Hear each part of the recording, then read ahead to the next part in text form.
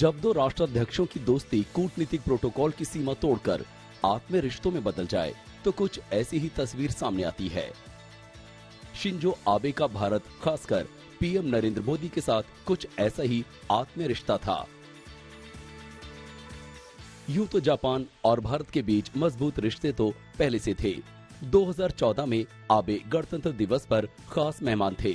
गणतंत्र दिवस पर ये सम्मान पाने वाले वो पहले जापानी पीएम थे। 2014 में जब नरेंद्र मोदी प्रधानमंत्री बने तो इसके बाद भारत और जापान की दोस्ती का नया अध्याय शुरू हो गया। उसी साल अगस्त में पीएम मोदी जापान के दौरे पर गए, जहां भारत और जापान के बीच ग्लोबल भागीदारी के कई समझौते हुए। अगले ही साल यानी 2015 में शिंजो आबे रिटर्न ट्रिप पर भारत आए।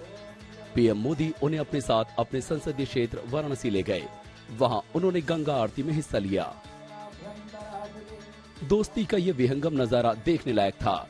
ऐसा लग रहा था विश्व के दो बड़े नेता एक साथ मां गंगा का आशीर्वाद लेने आए हों।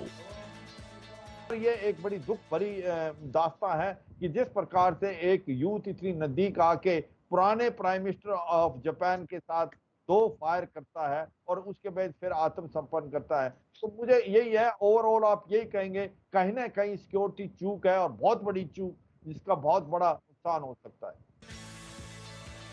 मोदी आबे दोस्ती ने 2017 में अपने शिखर का स्पर्श किया जब आबे अहमदाबाद के दौरे पर आए। ये रोड शो ऐसे वक्त में हुआ था जब गुजरात में विधानसभा चुनाव होने वाला था। अहमदाबाद एयरपोर्ट से साबरमती आश्रम के बीच 8 किलोमीटर लंबे रास्ते में आबे के स्वागत में लोक कलाकार अपनी कला का प्रदर्शन कर रहे थे। आबे के लिए यकीनन अपने जीवन में ऐसा पहला अनुभव रहा होगा। रोड शो के बाद आबे ने साबरमती आश्रम में खासा वक्त बिताया और राष्ट्रपिता महात्मा गांधी की स्मृतियों को ताजा किया। ये आबे का ही कार्यकाल था जब अहमदाबाद मुंबई के बीच बुलेट ट्रेन चलाने को लेकर भारत जापान में डील हुई। डील के बाद 2016 पीएम मोदी जापान के दौरे पर गए तो पीएम मोदी ने न सिर्फ आबे के साथ बुलेट ट्रेन से सफर किया बल्कि कावासाकी में बुलेट ट्रेन फैक्ट्री का दौरा भी किया।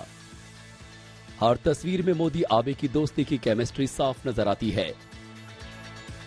पिछले साल जब वाराणसी में पीएम मोदी ने जापान के सहयोग से बने अंतर्राष्ट्रीय सहयोग एवं सम्मेलन केंद्र रुद्राक्ष का उद्घाटन किया तो पीएम मोदी को बरबस याद आ गए आबे। मैं भूल नहीं सकता, जापान के ही मेरे एक और मित्र शिंजो आबे जी।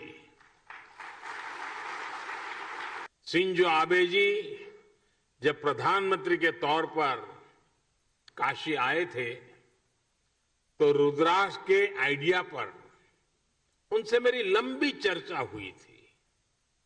उन्होंने तुरंत ही अपने अधिकारियों से इस आइडिया पर काम करने को कहा।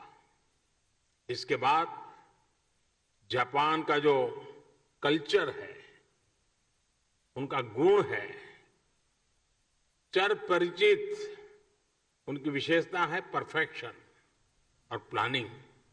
इसके साथ इस पर काम शुरू हुआ। जरा एक नजर आबे के भारत से खास रिश्ते पर डाल लीजिए। भारत का सबसे ज्यादा दौरा करने वाले पीएम रहे। पीएम रहते 4 बार भारत आए थे शिंजो आबे। 2014 के बाद पीएम मोदी आबे के बीच दर्जनों मुलाकात। भारत ने सर्वोच्च नागरिक सम्मान पद्म विभूषण से नवाजा। 2014 में गणतंत्र दिवस पर मेहमान बनने वाले पहले जापानी पीएम। आबे के कार्यकाल में भारत जापान रिश्ते और मजबूत। 15 बिलियन का बुलेट ट्रेन प्रोजेक्ट आबे काल में शुरू हुआ। नागरिक परमाणु ऊर्जा पर भारत से मिलकर काम किया। हिंद प्रशांत क्षेत्र में भारत का अहम साझीदार जापान। ये सब इस बात की गवाही है आबे भारत के खास दोस्त थे। आज तक ब्यूरो।